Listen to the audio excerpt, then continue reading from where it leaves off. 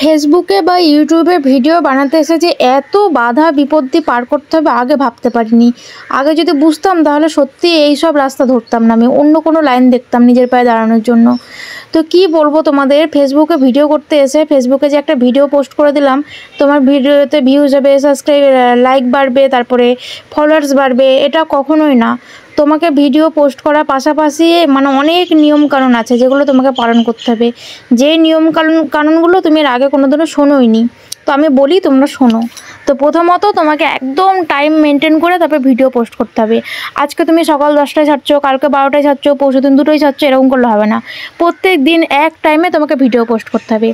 আর অবশ্যই তোমাকে ছোট ছোট করে রিল ভিডিও পোস্ট করতে হবে। তো রিল ভিডিওগুলো যেন তোমার নিজের ভয়েসে হয়, তুমি যেন গান দিয়ে কখনোই পোস্ট করবে না, তাহলে কিন্তু কপিরাইট চলে আসবে। তো অবশ্যই নিজের ভয়েসে রিল ভিডিও পোস্ট করবে।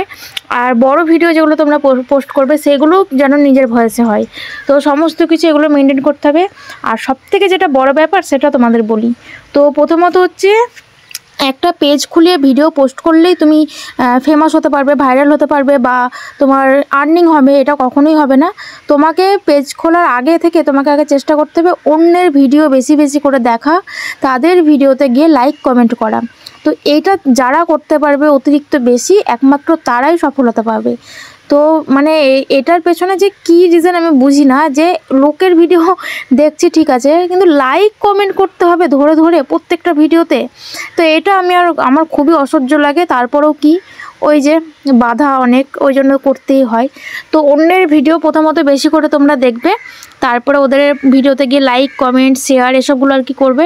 তারপরে নিজে তো টাইম মতো ভিডিও পোস্ট করবেই। আর অবশ্যই চেষ্টা করবে তোমার ভিডিওগুলো যেন কোয়ালিটিফুল হয়। তো একদম সুন্দরভাবে মানে দিনে তুমি 1টা 2টো কি 3টে হাইয়েস্ট ভিডিও পোস্ট করো, খুব বেশি ভিডিও পোস্ট করার দরকার নেই, কিন্তু সেই ভিডিওগুলো যেন খুব সুন্দর হয়। মানে একদম ধীরে সুস্থে আস্তে আস্তে এডিট করে সুন্দরভাবে যেন ভিডিওগুলো তৈরি করতে পারো।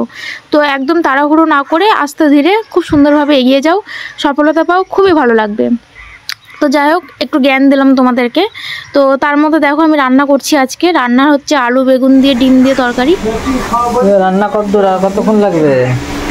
এই যে এখন আলু বেগুন কষা হচ্ছে, তো দেখো কালারটা কত সুন্দর এসেছে।